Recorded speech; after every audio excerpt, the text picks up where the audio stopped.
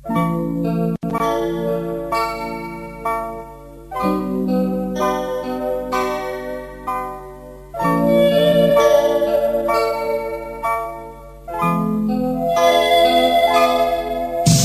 บางครั้งก็ต้องหลั่งน้ำเหงื่อมีบางเทื่อก็ต้องหลั่งน้ำตาจำเป็นมาชีวิตเป็นเดิมพัน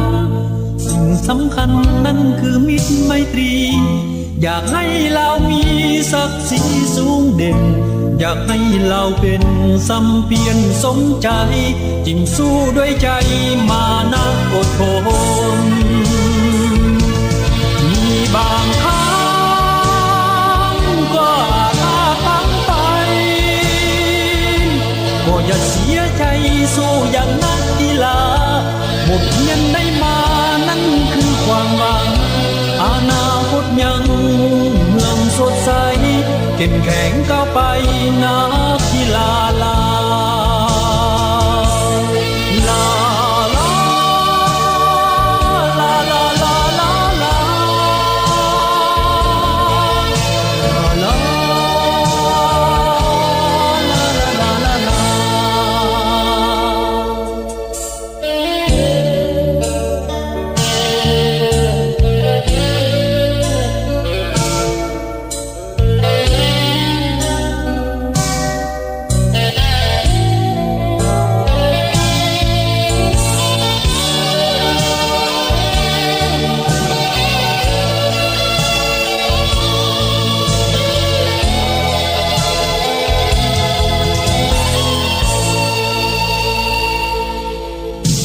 บางครั้งก็ต้องหลั่งน้ำเหงื่อ